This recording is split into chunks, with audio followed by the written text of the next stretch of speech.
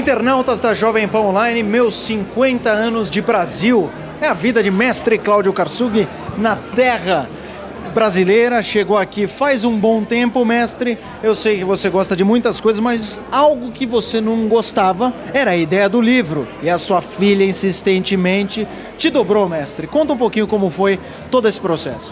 Olha, não é que eu não gostasse. Eu disse não, não e não. E repeti isso durante alguns anos, tanto que esse livro demorou 4 anos para ser feito. Aí começaram a me pressionar, o Flávio Prado fez a parte dele, o falecido Reale também insistiu bastante, mas eu sempre disse que não. E quando a primeira vez tivemos uma negativa do Ministério da Cultura, eu fiquei com a exata sensação do nocaute. Problema resolvido, não se faz o livro e ninguém mais fala disso. Mas minha filha realmente é absolutamente persistente, ela botou na cabeça esse projeto, queria a todo custo fazer, achava que era interessante que eu contasse a minha história, como vi o Brasil desde o começo até hoje, tudo aquilo que aconteceu, toda coisa que eu achava que no máximo podia interessar ao círculo de relacionamento familiar e nada mais, que não interessaria para ninguém.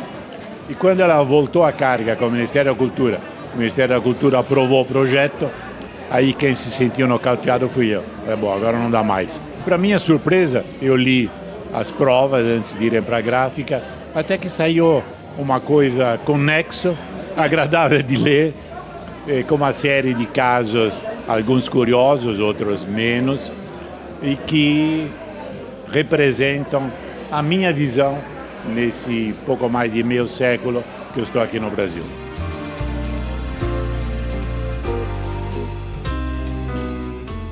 Cláudio Karsug disse: minha filha Cláudia comeu pão que o diabo amassou. O que ele quis dizer com isso, Cláudio? Ele foi claro e literal, eu comi o pão que o diabo amassou. E ele era o diabo, palavras dele. Sem vestir Prada, mas era muito chique, mas era o diabo. Não, foi muito difícil. Você, Felipe, me acompanhou, me ajudou muito. Você sabe que eu passei, né? Você foi meu primeiro aliado, Reale Júnior, você foi meu segundo aliado, né? Se não fosse vocês, meu pai não teria entendido a importância que era transformar o conteúdo dele num livro. Eu sempre, o que eu disse agora há pouco, eu sempre escutei muitos elogios sobre meu pai. E eu queria imortalizar isso, porque não só os elogios, mas a pessoa dele, a figura dele, o conteúdo que ele traz, a bagagem que ele traz com ele, né? Ele é um dos poucos que está com essa idade e ainda está ativo, trabalha em rádio, TV, jornal, internet, a gente lançou o site. Então assim, meu pai, o que mantém meu pai bem é o trabalho. E é importante, eu acho que é um exemplo para os outros e é também como o Ministério da Cultura reconheceu o manual de consulta, o que me deu muito prazer conseguir essa Lei Rouanet.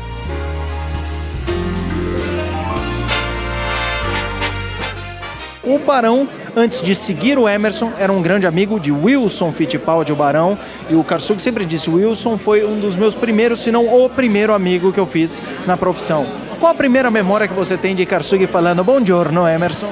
Eu acho que o Cláudio Karsug é um patrimônio do esporte brasileiro, né? Porque a voz dele, os comentários do Cláudio são tão especiais e são muito respeitados em qualquer esporte que ele entra, porque ele é muito analítico, ele é muito crítico, é uma análise muito profunda do que acontece no esporte. E eu acho que os fãs, né, como eu sou fã também de esporte, quando escuto o Cláudio, realmente é um comentário muito especial. E eu lembro do Cláudio logo que ele começou a comentar na Jovem Pan, com esse sotaque extremamente italiano, né, e que junto com meu pai, na época que eu estava na Fórmula 1, e que dava aquela dobradinha, né, muito especial. E hoje, no lançamento aqui do livro do Cláudio, eu fiz questão de ligar para o meu pai, os dois ficaram emocionados, falando um com o outro. Meu pai está no Rio de Janeiro com 92 anos e ficou muito feliz porque o Cláudio já fez um livro autografado para o meu pai. Eu estou ao lado de 2 aprendizes e eu sou o terceiro, afinal de contas a gente divide o microfone com o mestre nas transmissões da Fórmula 1. Eu vou começar com o Theo, que tem a tarefa de transmitir e compartilhar os comentários com Cláudio Karsug. Você deve ter algumas histórias boas, outras sérias e algumas engraçadas, que o Karsug às vezes derruba nadador, hein? É verdade, o Karsug ele tem um bom humor ácido, né? É um bom humor ácido dele, às vezes você pergunta para ele numa corrida, Karsug, uma grande disputa pelo segundo, terceiro lugar. E aí, Karsug, eu falei assim, para mim está tudo definido. O primeiro vai ser o fulano, o segundo o ciclano e o terceiro o beltrano. Então, isso é meio complicado, mas o Karsug é muito legal trabalhar com ele. É uma pessoa que antes de eu começar a mexer com automobilismo, eu já ouvia falar do Karsug. Ele tem um estilo próprio, ele tem muito conhecimento, ele tem muita bagagem, ele não chuta. Então, isso eu acho muito legal. Eu aprendi muito com o Karsug, eu tenho muito prazer e, apesar de uma diferença de experiência que a gente tem, é uma pessoa que a relação é muito boa, sabe? Tem uma coisa que nessa nossa profissão, vocês sabem disso, que é diferente quando você trabalha com uma pessoa, seja o repórter, o comentarista, o coordenador, o diretor, e se não é uma boa índole, não é legal. E o Karsug é uma pessoa de um caráter exemplar, e isso é o mais bacana, sabe? Você sabe, você trabalhando com uma pessoa que ela pode ter um estilo, pode ter um pensamento, mas a gente sabe que ela sempre vai olhar para você querendo que seu trabalho cresça, sempre querendo que você cresça. Isso é muito legal trabalhar com o Karsug. O Karsug é fantástico, não tem o que falar. Então, realmente, quando ele faz esses comentários, ele consegue derrubar todo mundo no bom sentido. E ele chega muito bem preparado, inclusive para classificação, para treino, para corrida. Ele faz toda a lição de casa dele, debulha todos os jornais italianos, revistas italianas e muitas vezes dá um nó em nós três. Agora, as histórias que eu escuto do Barão, com o Karsug são infinitas, mas uma das melhores histórias que eu escuto do Barão é que no mesmo submarino que a gente transmite as corridas, o Barão às vezes ia lá, abaixava a calça dele e colocava a bunda dele No vidro. lá no vidro. E o Karsug, mestre. Então, isso daí não são tantas as pessoas que comentam isso daí na Jovem Pan, porque eu acho que eles ficam com vergonha de falar, mas eu tenho certeza que isso já aconteceu. O Karsug já me confirmou essa história. Então, tá vendo?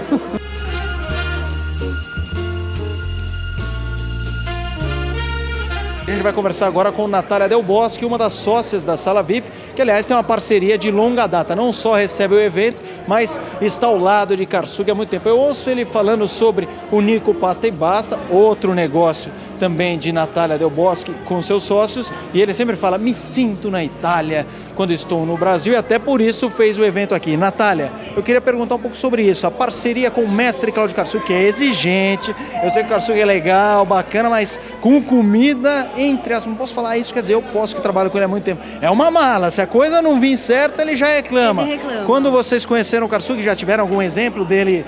Isso aqui, veja bem, Claro. na minha Firenze não é assim. Sem dúvida, ele já deu pitaco. O dia que eu conheci ele, ele estava almoçando no nosso restaurante. Eu já olhei para ele, reconheci. Ele já foi super simpático, já veio, me deu uns pitacos ali nos nossos pratos, nas nossas receitas, mas falou que gostou muito do restaurante, que realmente se sentiu na casa dele, na Itália. E é esse o depoimento que ele deu para a Jovem Pan e que ajudou muito a divulgar o nosso restaurante, que graças a Deus vai bem, e nossa parceria então continua até hoje, por isso o lançamento dele aqui na Sala VIP de Moema, que é uma das unidades do grupo.